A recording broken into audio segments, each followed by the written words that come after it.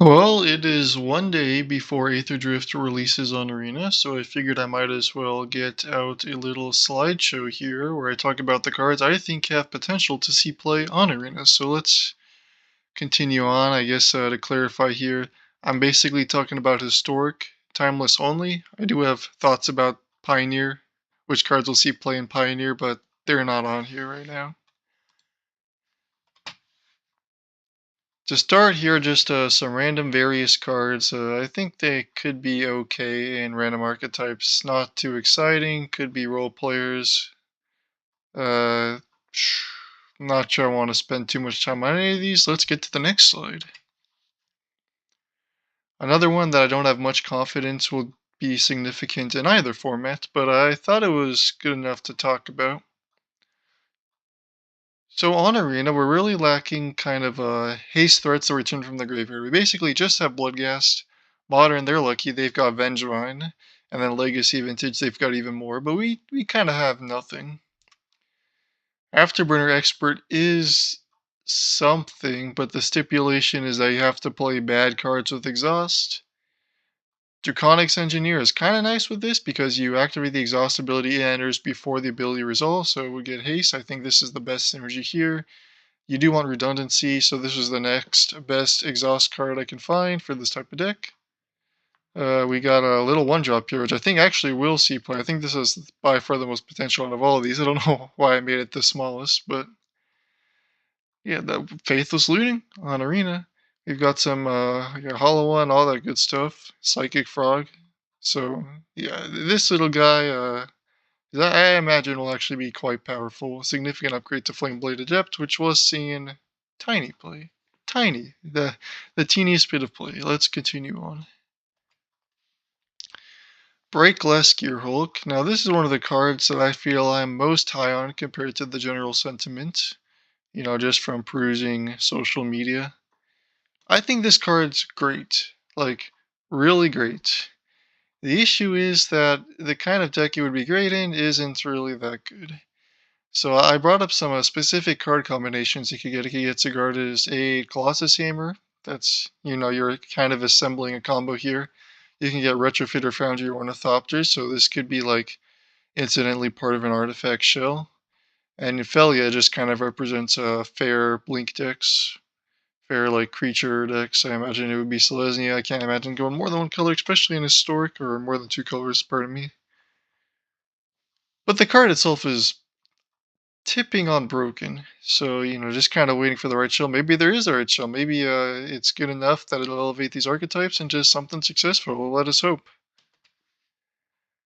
Affinity, okay. Now, I do not expect all or most of these cards to see play. However, I think they all have potential to see play. Affinity is a real deck. We got the OG artifact lands from one of the double up, I think is what it's called. Jumpstart? Yeah, Jumpstart.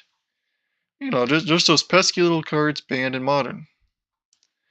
So Affinity definitely has some of the tools to compete, which means that there's a viable home that all these can slot into. I'm just going to kind of talk about the ones I think have the most potential and which ones have the least potential. Riptide Gearhook, not too high on. It could see play. Voyage Home. We already have Thoughtcast and Thought Monitor. We'll see how this stacks up. I'm actually not totally sure. I'm quite neutral on that, or quite indecisive, I should say. Demonic Junker. Eh, I don't think it'll see play really. Peerless Snare, I do think this will see play. It'll probably see play in a repurposing Bay deck. I guess we'll talk about this last because it's kind of by far the most exciting. A Memory Garden, I do think this will see play. I'm not sure if it'll see play as a 4, if it's just a good creature. Very often 1 mana 3/4 flying. It'll definitely be tried. Grim Bauble, it's okay. I think the black-blue decks, black-blue affinity, it's like, is this card being an artifact enough to make it worth playing over Fatal Push? In Historic specifically, I actually think no, because Symmetry Sage is kind of everywhere, and that card is an amalgam, or not an amalgamation, an abomination of card design. Just some power-hungry prowess dude working at Wizards made that thing a 3/3 flyer, then buffs all your other creatures' power to 3 for 1 mana. Okay, So this missing that makes it almost unplayable. Well, not unplayable. We'll see what happens in historic. I think this is more of a shot in timeless actually, because the Boros Energy, all their guys are 2 toughness, including their pesky little Lurus. So possibly in timeless. Mendicant Core Guideline. I actually do think this has significant chance to see play in some sort of affinity Mox Amber deck. If it's not, if the deck does not have Mox Amber, I don't really see this being good enough. But this is an excellent enabler for Mox Amber. And hey, Moxen, if we can enable Moxen with already good cards we want, then there's some potential for some very powerful synergies. Makes it for a very powerful core.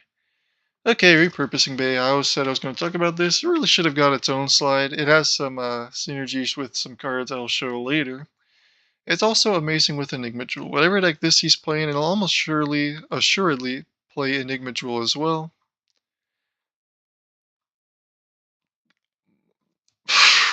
Yeah, this is... I think its main use is for a card later on, so I'll just talk about it later. Alright, here I've just got 2 cards that will see play in one specific archetype. Goblins, Belcher, almost assuredly will see play. You really want the haste for your Muxus. Sacks the Flare of Denial. So this has more of a shot in Timeless than Historic, because in Timeless you get a card, if I already said, Flare of Denial, that makes you want to have blue creatures. In Historic, it's just a 3-mana tutor that's a 2-2. We'll see if it makes it in Historic. Not too interesting here. Alright, Ketchumos. This is a... The people are saying it's busted, and I'm inclined to agree. So I've got some synergies that I don't see many people talking about. Well, I shouldn't say that. People are definitely talking about at least 2 of these synergies here. I do think Necropotence. I don't see anyone talking about Necropotence. Necropotence, Ketchumos. This has the potential to be very powerful. I don't know what the core would look like. But so the reason Ketchumos is good with these effects, I guess that's, well, obviously, because every card that goes to your graveyard, you would draw a card. But with Necropotence in particular, I learned this from learning how Gaterog works. So you go to your end step, right? You have to discard a card to hand size. You discard a card. Oh, trigger Ketchumos. Because that trigger enters on the stack, there is a new discard phase initiated right after that ability resolves. So basically, you discard a card, you draw a card. Oh, you have to discard, draw a card, discard. You can go through your whole deck if you got like Shieldred or something. Very exciting combination here. Deathrite Shaman, a good card that's legal in both formats, but only good in Timeless. We'll probably see play wherever Ketchumos sees play, because both of these cards are busted and they enable each other, which is great. Felia, already talked about Felia. This is one of the cards that people are talking about a lot. Some random Felia Blink deck with a lot of Exile, Solitude, whatnot. Obviously, Gary with Ketchumos, I don't feel that's even too interesting to talk about. It's just going to be busted. The Aether Spark, okay. I see some people down on it. People are saying it's terrible in Standard when they were doing the pre-play, or they had special permissions to play a little bit early on Arena. Yeah, I can agree with that. I think the reason it actually has a shot in these older formats is 2 cards, one Stoneforge Mystic, one Sigarda's Aid, as shown before you. It's a tutorable Planeswalker with Stoneforge, which I think is a lot more of a deal than people are making it out to be.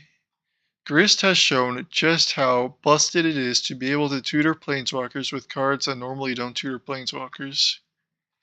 So for the grindy matchups, I think this is an impeccable find. Well, I shouldn't say impeccable. I'll reserve judgment for how good it is. I think it has potential to be great to find off Stoneforge Mystic in those types of games.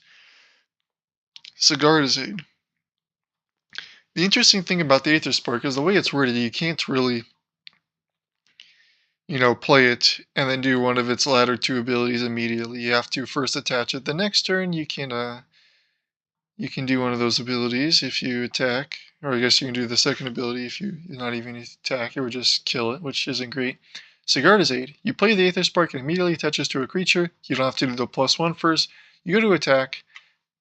You could get a few loyalty and immediately draw 2 cards. You could get a lot of loyalty, get 10 mana. Cigar's aid makes Aether Spark so much better. I hope this is good. I think this has potential to be a really fun card for the format if it is good. Loot. Yeah. Really good abilities. Agatha Soul Culture. Next. Radiant Lotus. And a bunch of other cards, I guess. I did put Repurposing Bay here again. Okay, this is a card I was kind of alluding to when I was talking about the Repurposing Bay. So I think Repurposing Bay, Enigma Jewel, Radiant Lotus, Market Back Rocker, Walker, Duretti, these all kind of fit into the same deck. So Radiant Lotus has a combo.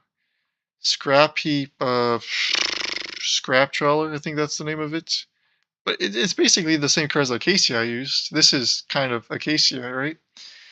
So you have Scrap Trawler, and then you have just some random artifact that when it dies, you return another artifact. I think Workshop Assistant is the best one that's on Arena. And so you attack the Lotus, you attack them all. The Lotus dying, Scrap Trawler, trigger, get back Scrap Trawler dying, trigger, get back something smaller. Your little dude that dies, it gets back an artifact, it would get back the Radiant Lotus itself. And then you have enough mana to replay them all, play them again. You can draw your whole deck with Market Back Walker. You can tutor the Lotus with the Bay. You can possibly discard Reanimate with Duretti. Duretti's a really nice fair plan for these kind of decks. Duretti's like, I am really high on Duretti. This is going to be a great card. I think in the real life market, it's going to be $10. I think it's going to be great in Pioneer. I hope it's great in Modern. People are sleeping on this card. Read it. It's busted. The final slide here is for by far the most impactful card for Arena formats, well, specifically Timeless. So here listed I have a bunch of cards that will get a lot better with Chromox being in the format. Let's go one by one. Oko. You're done with all the mana, you don't have a card to imprint, becomes a 3/3. Oko goes under Chromox, it taps for 2 mana. It's an artifact, some kind of Simic Affinity Shell I think is going to be really good. I'm hoping it's good. Affinity is kind of just okay as of now. Blood Moon, turn 1 Blood Moon. Fun. Show and Tell, Goblin Charbelcher, they kind of fit into the same evaluation here. Just combo decks that try to do their thing as soon as possible. Chromox is very good at allowing those decks to do the thing as soon as possible. Goblin Charbelcher in particular has every card in the deck imprinted Chromox, which is kind of insane. I guess except for Belcher itself, but like, can you really be complaining about that? Alright, on the right side, I have some less obvious synergies. So Teferi actually isn't necessarily good. It does make Chromox tap for 2 colors. Powering out of Teferi is okay. The reason I put Teferi on the slice because I think Teferi will get a lot better in this format now that it can bounce Chromox. Being able to bounce your opponent's Chromox is a huge, what do you even call it? It's a great trade for you. I think this card will see a lot more play in response to Chromox, and because you bounce it, they lost the card they imprinted, they have to imprint another card if they want to do anything. You draw a card, you are up big time, assuming you haven't already died, which is a big if, because we know we're getting these cards down in the bottom left here. Kethis. I am a huge Kethis fanboy. I usually try to mention Kethis when I see a card that could be good in the deck. Chromox is definitely going in the deck, like that's not even a question. I do think it's one of the decks that benefits from Chromox the most, for a couple reasons. First off, the deck is full of multicolored cards. I mean, just look at Kethis. You put Kethis under Chromox, Chromox is tapping for 3 different colors. Kethis is also running Teferi. Teferi is going to be better in the format because Chromox's existence. It also, as I said before, makes Chromox tap for 2 mana. Oko makes Chromox tap for 2 mana. All these cards that are good with Chromox are seeing play in this Kethis deck already, which is kind of insane. Deathrite Shaman, that's 2 colors that can go in your Chromox. The other reason it's great in Kethis is because you're playing a lot of legendaries, right? Say you have an Oko out or whatever, you have an Oko in hand. Normally, that would just be a dead card. If only you could pitch it to something. Same with like Once Upon a Time. So use your first Once Upon a Time, great card. Second Once Upon a Time, it's like, do I really want to cast this? Well, you can pitch it to Chromox. Like, man, I don't want 2 delighted halflings here. Let's turn 1 into a mana immediately. Chalice of the Void. which also has potential to see play because this I'm a little bit unsure of. But turn 1 Chalice just got a whole lot more consistent, and that means that it got so much better. Great. I guess, yeah, one more thing to mention with Kithis is the deck's playing Emery. You are trying to keep your artifact count up, and that's kind of hard because there's not too many good artifacts. Yeah, Chrome Mox makes it a lot easier to play those Emerys. Land Tax, I think Land Tax is maybe along with Teferi, maybe even more obscure than Teferi. It's like one of the most abstractly good cards in a Chrome Mox meta, and I'm going to kind of explain why. Well, actually, no, that's poor wording. What I mean to say is that it's not immediately obvious why land tax is good with Chrome Mox, but allow me to explain. Worst case scenario, you can Chrome Mox out a land tax, not play your land. Go to your upkeep. I imagine you have less lands than your opponent. You immediately activate land tax. You can get whatever value off that. Land tax, at its core, is a card advantage engine. The idea with a land tax deck is that you get all these lands and you somehow translate that to card advantage. Say you have a Fabled the Mirror Breaker, Valakut Awakening, just any ways to like discard them, put them on the bottom of your library, whatever, turn them into real cards.